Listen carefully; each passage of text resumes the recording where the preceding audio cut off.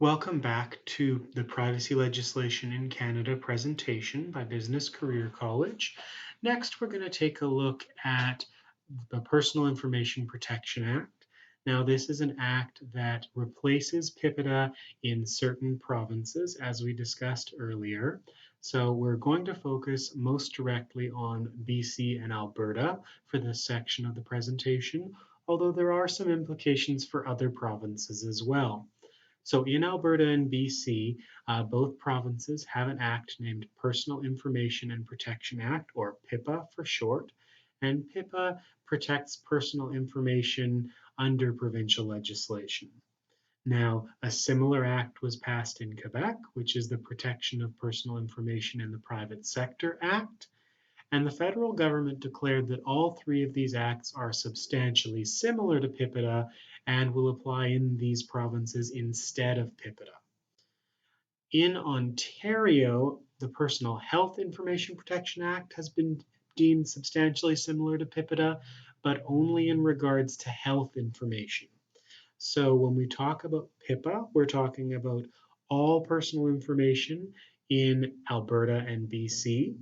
The protection of personal information in the private sector applies to all personal information in Quebec. And then the Personal Health Information Protection Act applies in Ontario, but only to health information, not to all personal information.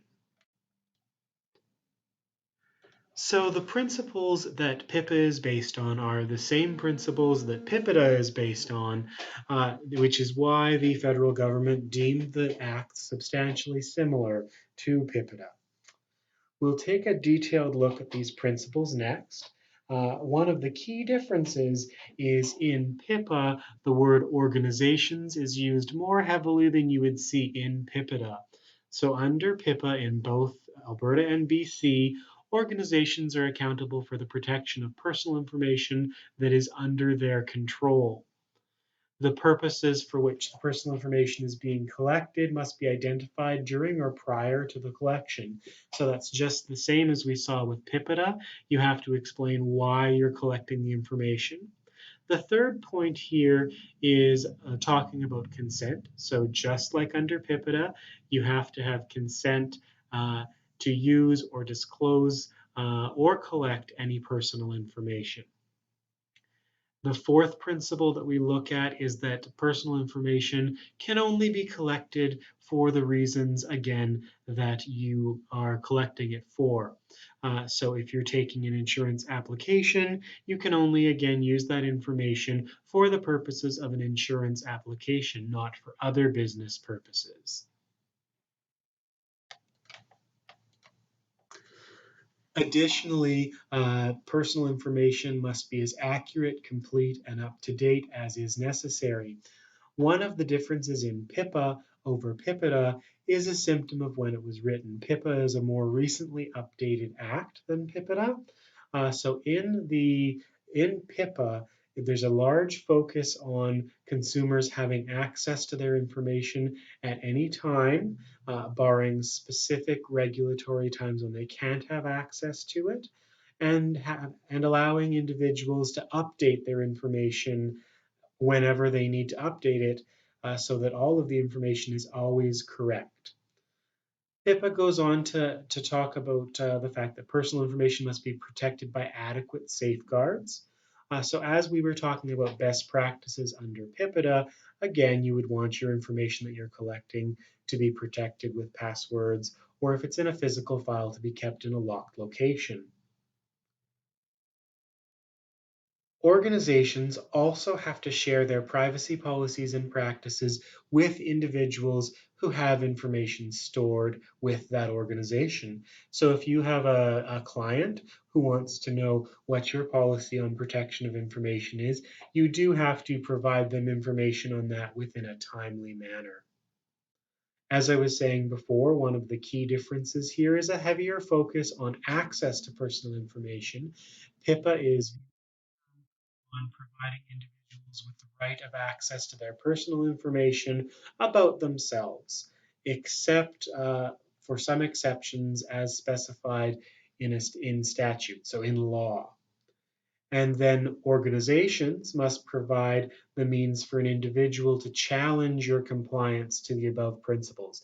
So that means if someone thinks you aren't following the principles that are laid out here, they have the right to talk to the privacy agent for that jurisdiction, so for BC or Alberta or Quebec, and that person, that privacy agent would then look into your organizational compliance with PIPA as part of their investigation. Now, in these principles, there is quite a heavy focus on individuals versus organizations, and there are some specific definitions that we'll look at.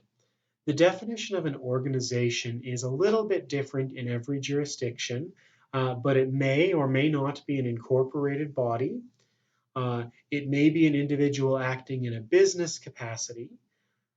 It may be a nonprofit association in some cases. We'll look at an exception to that later. Uh, it also can be a professional regulatory organization in Alberta. In BC, it can't be a professional regulatory organization because that's governed under BC's equivalent to the Privacy Act. The one thing to keep in mind, and this is why we use the word organization when we're talking about PIPA, is PIPA doesn't apply to individuals acting in a personal or domestic capacity. So if you're engaging in the activities of your everyday life and not doing business, and your home life, you're not subject to PIPA. You'd only be subject to PIPA if you are conducting business, whether you're working for someone else or conducting business on your own behalf. In both those cases, you'd be subject to PIPA, just like an incorporated company would be subject to PIPA. Now, as I said, there are some exceptions to these principles. Like I said, there's an exception in Alberta around nonprofit organizations, and there's exceptions around professional regulatory organizations. So next, we're going to take a moment to look at those specific exceptions. Under PIPA, there are really two broad exceptions that we're going to look at. So certain nonprofit organizations in Alberta are not subject to PIPA for most of their activities. They're only subject to PIPA for their commercial activities. So when a nonprofit is engaging in commercial activities, they would be subject to PIPA, generally speaking. When they're engaged in charitable activities or nonprofit activities, they wouldn't be subject to this. The reasoning behind this exception in Alberta is a number of politicians argued successfully that PIPA and following PIPA was too onerous for nonprofit organizations, and the cost would take away from their nonprofit work. The second notable exception that we'll take a look at here is in both Alberta and BC, when an organization is subject to PIPA, and they engage in commercial trans-border personal information flows, they also have to follow PIPEDA for those specific transactions. So let's just break down that statement a little more. So what a trans-border personal information flow is when your personal information, for one reason or another, has to be transmitted from from the province where we're looking at PIPA to another province. So if, for example, you were located in Saskatchewan, buying something from someone in Alberta, the organization would be responsible to follow Alberta's PIPA regulations for your personal information, but also the PIPEDA regulations for your personal information. Because the regulations are substantially similar, this shouldn't make a huge difference in how it's handled, but there may be a few extra things to keep in mind. Building on these two exceptions, there's a third major exception that we're going to look at. In it's important to recognize that even some industries in BC and Alberta are not subject to PIPA. The reason for that is because of the type of work that they do. So there's really two types of organizations that aren't subject to PIPA and are always going to be subject to PIPEDA. The first one is called federal works, undertakings, or businesses. Now, in the act and the legislation, you'll often see the abbreviation of FWUBS for these. Now, there are a lot of examples of federal works, undertakings, or businesses, but the key thing to keep in mind is these are generally the types of businesses that are federally regulated. So when we were talking about PIPEDA, we were talking a little bit about federal regulations. And later in this course, we'll talk about industry-specific regulations, where this will apply as well. So some examples of federal works, undertakings, or businesses would be banks, radio and television stations, interprovincial trucking companies, airports, shipping companies that are shipping by water, and then telecommunication companies like internet service providers. Also, railways and pipelines that cross borders would be federal works, undertakings, or businesses. Now, the second type of activity is commercial activity that crosses borders. So even if you are a company that is based entirely in BC, but you make deliveries just across the border into Alberta or just across the border to the US, in those cases, you would also be subject to PIPEDA because you're working outside of BC and outside of Alberta. Even if you were located in BC and you were operating in just Alberta, you'd still be subject to PIPEDA. So other than this, PIPA is going to apply when it's a provincially regulated activity, which most commercial activities are provincially regulated. And then with both of these cases, if there's employee information involved, it falls within the same regulation. So if you're a federal work, undertaking, or business handling employee information, that would be handled under PIPEDA. And if you're a provincially regulated organization handling employee information, that employee information, just like any other personal information, would be handled under PIPA. So next we're going to look at the differences in compliance between PIPA and PIPEDA. So you'll remember that under PIPEDA, the compliance was managed by the Privacy Commissioner. Now, under each privacy law in PIPA, a commissioner is designated for overseeing the application of the statute and investigating disputes between individuals and organizations.